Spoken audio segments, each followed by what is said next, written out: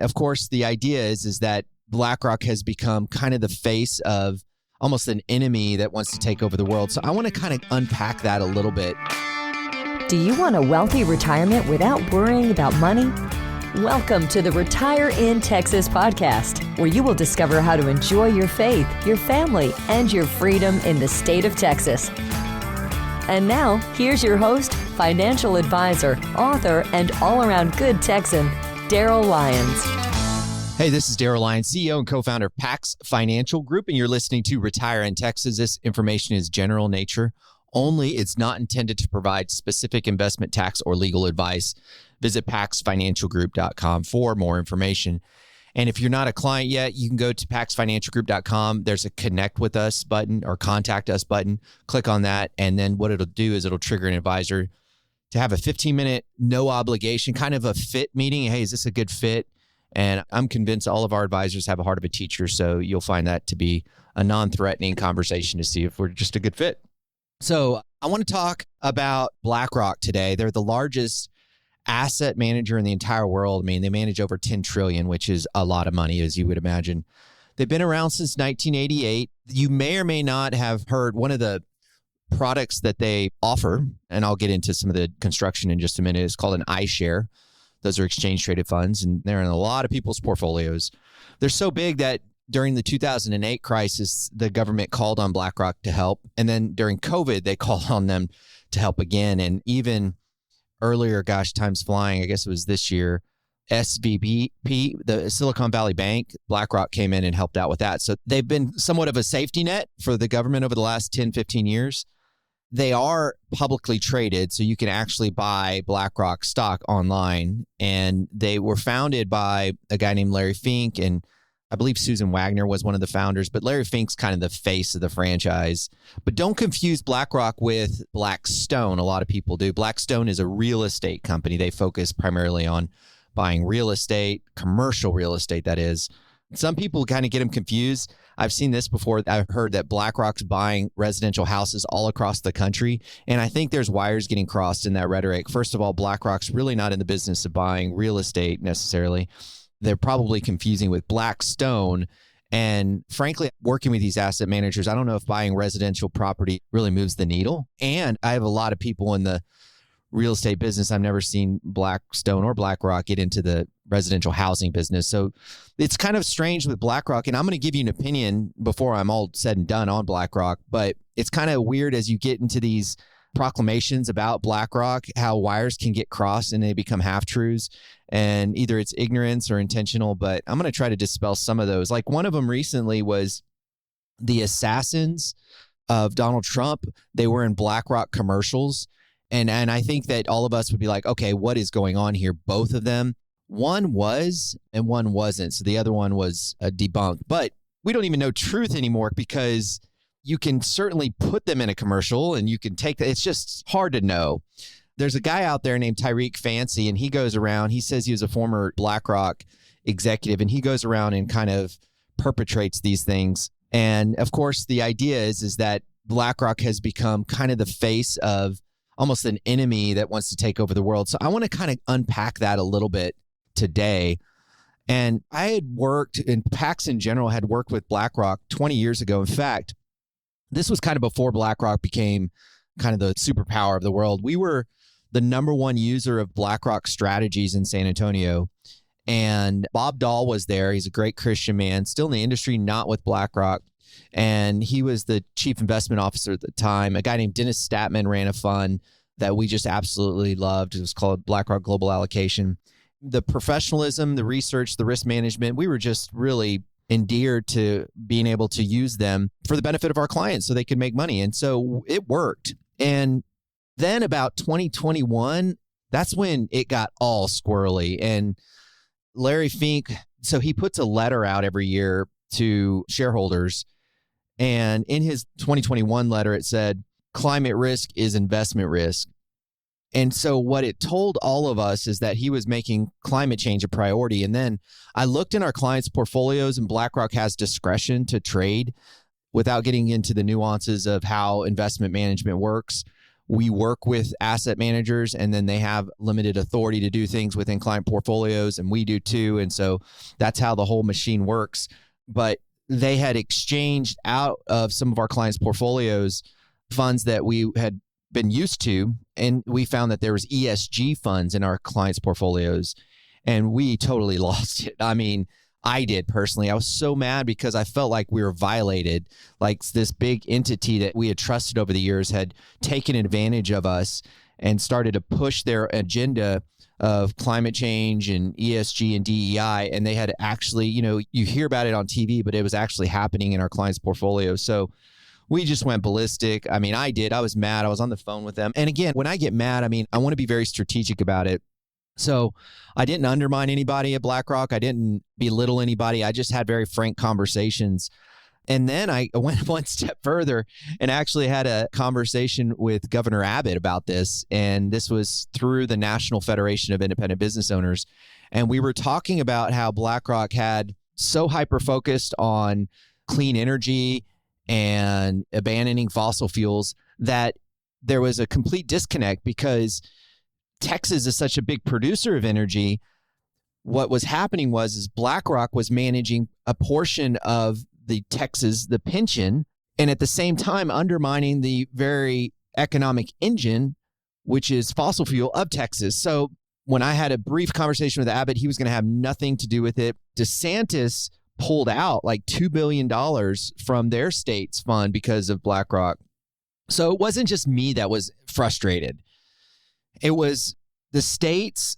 I mean, they're the ones that have the big money. When they started to pull, like our little firm can only do so much, but when the big states start to pull their money out of BlackRock, BlackRock listened. So that's where we're at today. I just recently went up to the global headquarters of BlackRock. I was up there in New York just recently. I was in the office where they don't negotiate. They sit down with board of directors, Elon Musk. Larry Fink's office was right next to the room we were in. So I was there visiting with BlackRock because I wanted to see if they're getting their act together. And it was very interesting. The thing about it now, and let me help you understand how the construction of all of this works. So when you invest with BlackRock and you have iShares or BlackRock Fund, the mechanics of all of this is that you give the fund provider the authority to vote on your behalf. So if, let's say, Target comes out with this new crazy agenda, which they have, and that makes it it's called corporate resolution, and BlackRock can vote thumbs up or thumbs down on your behalf. And so BlackRock, being an owner, has votes on every single company in the entire world. So they can pull shareholders out. I mean, they can pull board of directors out. They can add board of directors. I mean, they can do anything. And so that's often why we do Christian investments, is because those asset managers, we know they'll have alignment with votes. So that's why it's important that you consider Christian asset managers. You don't have to do 100%, but you at least have to know how that game works. And BlackRock has been taking all of our clients' votes collectively. And what I have observed was voting antithetical to my convictions and some of our clients and our community's convictions. And they were doing it in the name of these letters: DEI, diversity, equity, and inclusion, and ESG, environmental, social, and governance. And so I'd seen this happen, and you can read reports. I'll put one in the link. It's 2021's report, or I'll put 2024's report, but you can go back and see how they've been voting. And I just had to get to the bottom of it. And I had built relationships, because here's the thing about one quick exit ramp. I think it's important for the Christian community, for those that do share those beliefs, to be in the world but not of the world. So the way I operate, and that includes the communities that I'm a part of, and it includes the investment world, I don't just completely abandon and go into my echo chambers and raise my fist in anger. I find it to be much more effective when I build relationships with these entities and have a careful dialogue that's rooted in facts and information. And so I have built a rapport with BlackRock over the years and had tough conversations. So there's some key people in their leadership that I was able to dialogue with. And again, I'll give you my opinion at the end of how I feel about BlackRock in general. But this meeting was very important because I needed to get a feel if it makes sense for our clients to still use BlackRock. Now, we have legacy BlackRock holdings. We didn't just rip all of our clients out because we were angry. That's just not in our client's best interest. There could be tax ramifications or portfolio considerations per each individual. So we still have legacy BlackRock assets. So what is BlackRock doing today? Well, BlackRock apparently, this is just me speaking from what I have observed, apparently heard that there's another group of people that care about engagement. I think they heard from activists very loud. And I think there was a conservative voice that was just quiet and complacent. And that voice has been heard now. I felt very much that the tide was shifting. And a couple things that they're doing. First of all, Larry Fink, who has been the face of the franchise, they've kind of told him to quiet down and go in the corner. I'm air quoting this. But you'll see less of Larry Fink out there, I would imagine, or at least less of his climate change rhetoric. Believe it or not, they're very professionals. I mean, these are CPAs, engineers. The people making these decisions are not in sandals and blue hair and all these nose rings, as you would imagine. I mean, nothing against those listeners that have those things, but I just want you to know there's a high degree of professionalism of this organization, which could still be manipulative, don't get me wrong, but generally speaking, they're thinking deeply about these issues and navigating them accordingly. And one of which is, how do we not disenfranchise half of the country? Like, as an example, Disney's a good example. You know, they sat down with Disney, and this is in the voting spotlight. They sat down with the board and they said, and I'm paraphrasing here, no one's going to the parks anymore. Everyone's frustrated with your movies because you put stuff in there that the families don't like. You're losing money. What are you going to do? What's the plan? You need to restore investors' confidence. You need to revise your strategy. And that's BlackRock influencing Disney. So that's an example of the message that I heard from their executives, is that our focus on a go-forward basis is to vote in such a way, and I'm paraphrasing here, but you'll get my point, vote in such a way that our clients, who are investors, will make money long-term. That's really what we're focused on. And the decisions that the executives at these companies are going to make, are they making decisions that long-term our clients will benefit from? That was the consistent theme, which that's really what I need. If we're going to use you, can you just at least focus on making our clients money? My faith-based brothers and sisters, they're going to focus on promoting and Christian values in the marketplace, and that's why we've hired them. But BlackRock, I just need you to not be doing this DEI, ESG non-stuff. Now, they're not going to abandon it overnight because there's some challenges with that. But here's maybe a quote that might help frame their positioning. This is a quote from them. Frame their positioning of how they think about their voting on a go-forward basis. This is an important quote. We found that most shareholder proposals on climate and natural capital issues, as well as company impacts on people, in other words, environmental and social, were overreaching. They lacked economic merit, and they sought outcomes that were unlikely to promote shareholder value. So, in other words, many of the activists that were pushing agendas, they have acknowledged that many of those lacked economic merit. And I think we've seen the change of their voting, because that's going to be the evidence. We can trust but verify. That's the key here. The evidence is what is the voting track record? Interestingly enough, 88% of the time, they just vote with whatever management recommends. That may or may not be good, but that's just to know they're generally not trying to push an agenda from their perspective. Most of the time, they're just voting on what management recommends. They're very much not anti-fossil fuels. I mean, they're the number one shareholder of ExxonMobil, and they're very engaged with their board. So I don't think there's a anti-energy agenda that exists anymore. Whether it's sincere or not, they're making investments in Texas. In fact, Texas is starting a New York Stock Exchange in Texas. BlackRock is actually one of the biggest, and Citadel are the biggest funders of that initiative. So they recognize that half the country they've disenfranchised may or may not have been intentional. They hired an executive from Starbucks to start getting in front of all of this social media memes and everything about BlackRock to disband them. I don't know how they're going to do it, but before they were just like, okay, we'll let that stuff play out.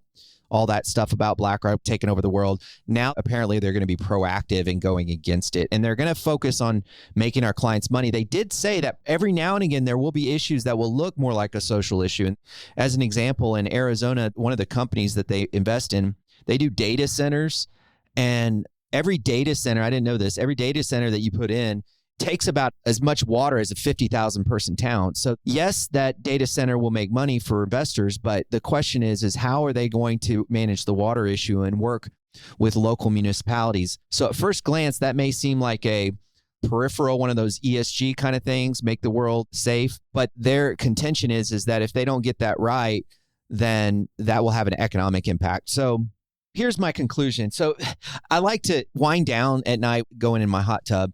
And I think about it this way, like sometimes you get in that hot tub and it's like 101 degrees and you're like, you can't just jump in. You kind of ease yourself in. I kind of feel like that right now with BlackRock. It's like I'm having good dialogue. They're saying all the right things. There's evidence actually to support it in some of the reports that you'll read, and I'll link here. And that feels good. You just still kind of like, okay, are they legit? And so here's what we'll do at PAX is we'll continue to trust but verify, have robust conversations with key people over there, not just take this lightly. Look, even as Christians, like I love apologetics, and I think about it the same way, is like I want to deeply understand cerebrally and make sure that I don't just make emotional decisions. And we're going to do the same with BlackRock. So BlackRock has been, for us, a very important asset manager because what they do in terms of the risk reward profile of their investments, it really helps our clients meet their retirement goals. That's why we've used them. If they can just stay in their lane, then we'll continue to use them. If we find that they're drifting some certain way, then we will not use them anymore. So that's a lot of information. I hope that helps. Again, dipping my toe in the water to overuse an analogy. And I think collectively we'll keep our eye on them. And of course, pay attention to performance because ultimately we want clients to meet their retirement and financial objectives. But I hope that helps you. Again, if I could give you anything, any like phrase regarding BlackRock, it's trust but verify. And the last thing I'll say is if you see anything on BlackRock, send it to your advisor, send it to me, and we'll actually address it with them and see if there's any legitimacy behind it. So I think we have that relationship now where if we get something, we'll take it up and find out if there's any truth to it. Okay, that was a lot of stuff to unpack, but I appreciate you tuning in and hanging out. And as always, trust but verify, but you think different when you think long term. Have a great day.